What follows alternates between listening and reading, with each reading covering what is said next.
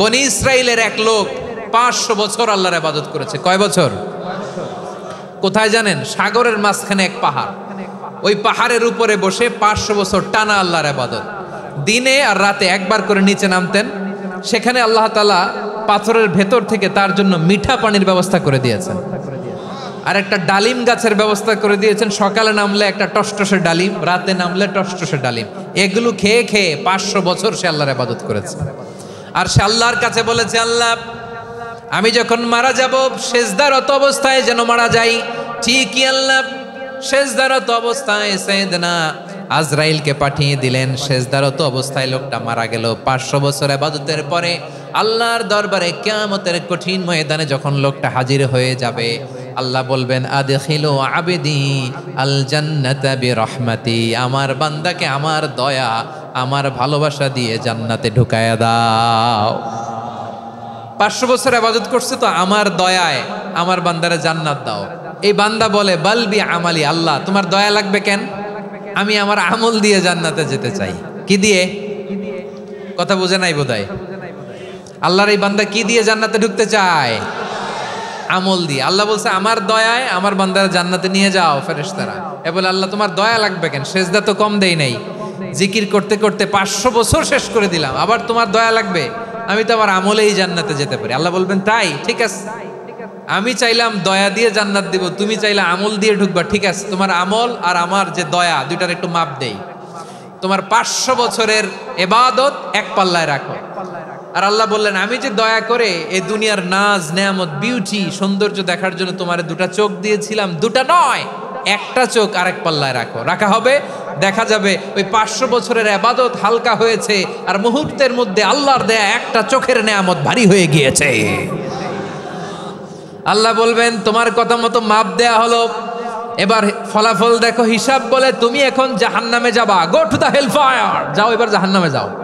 মাপ জোখে যখন আসছো আমার সাথে হিসাব ক্যালকুলেশন, যাও তুমি এবার জাহান্নামে যাবা। এবার লোকটা কাচুমাচু করে বলে, আল্লাহ আমি বুঝি নাই, আল্লাহ আমি বুঝতে পারি নাই, খেয়াল করি নাই, তুমি আমারে ক্ষমা করো, তুমি আমারে মাফ করো। ও আল্লাহ, এবার আমি টের পেয়েছি, এবার আমি বুঝতে পেরেছি, তোমার দয়া ছাড়া দুনিয়ায় কেউ জান্নাতে যেতে পারবে না, কেউ পারবে না। আল্লাহ বললেন, ওরে গোলাম, তুই তো কিছুই ছিলি না, অস্তিত্বহীনতা থেকে তোরে অস্তিত্বে আনলো কে? ওই ছোট্ট শুক্রাণু থেকে মায়ের পেটে 9 মাস ধরে খাবার দিয়েছে কে? আবার সুস্থতার সাথে দুনিয়ার বুকে তোরে ডেলিভারির ব্যবস্থা করে দিল কে? আবার তোর মায়ের বুকের ভেতরে 2টা খাবারের লাইনের ব্যবস্থা করে দিল কে? আবার তোকে শৈশব পেরিয়ে কৈশোর পেরিয়ে তারুণ্য, তারপরে যৌবন, এগুলো দান করলো কে? তার চেয়ে বড় কথা, পাহাড়ের মাঝখানে সাগরের মাঝখানে 500 বছর ইবাদত করার শক্তি তোর গায়ে দিয়েছে কে? এই সাগরের মধ্যে লোনা পানি, লবণের পানি মুখে দেয়া যায় না, সেখান থেকে আমি পাহাড়ের ভেতর থেকে মিঠা পানির ব্যবস্থা করে দিলাম। ওই জায়গায় তোরে রিজিকের বন্দোবস্ত করলো কে? সকাল বিকাল 2 বেলা টসটসে ডালিম খাওয়ার ব্যবস্থা করে দিল কে? তোর আবদার ছিল, আল্লাহ আপনি আমার সেজদারত অবস্থায় রুহু কবজ করবেন, তোর শেষ আবদারটাও পূরণ করেছে কে? ও গোলাম, আমার রহমতের তুলনায়, আমার নেয়ামতের তুলনায় তোর 500 বছরের ইবাদতের কোনো ওজনই হবে না। গোটা বিশ্বের কেউ কোনোদিন আমার জান্নাতে ঢুকতে পারবে না আমি আল্লাহর দয়া ছাড়া। হুয়ার রহমানুর রহিম, তিনি দয়াময়, তিনি মেহেরবান। জিব্রাইল আলাইহিস সালাম বিশ্বনবীর এই লম্বা হাদিসটা যখন শোনালেন, আমি যা যা বলছি এটা বিশাল এক হাদিসের অনুবাদ। বললেন, ইয়া মুহাম্মদ, এই দুনিয়ার সবটাই চলে আল্লাহর রহমত দিয়ে। হাদিসের শেষ কথা, সব চলে আল্লাহর কি দিয়ে? তখন বিশ্বনবী সাহাবাদের বললেন, ও সাহাবারা শোনো, আল্লাহর জান্নাতে কেউ কোনোদিন প্রবেশ করতে পারবে না তার রহমত ছাড়া। সাহাবারা বললেন, ইয়া রাসূলুল্লাহ, আপনিও না?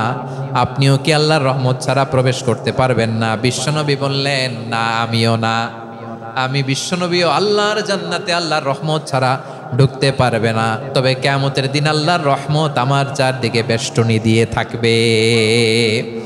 আল্লাহ নিজের পরিচয় দিয়ে বললেন, আলিমুল গায়বি ওয়াশ শাহাদাতি হুয়ার রহমানুর রহিম। আমি হলাম রহমান, আমি রাহিম। আল্লাহরে চিনছেন? ও বারোখালীর ভাইয়ের, আপনার রবকে চিনতে পারতেছেন? তিনি দয়ার সাগর, তিনি মায়ার সাগর। তার দয়ার সাগর যে কত বড় আপনার কল্পনাতেও নাই। এজন্য আপনার পাপ যত বড় হোক, অন্যায় যত বড় হোক, অপরাধ যত বড় হোক, আপনার জুলুম যত বড় হোক, আল্লাহর রহমান নামের দরিয়া তার চাইতেও বড়।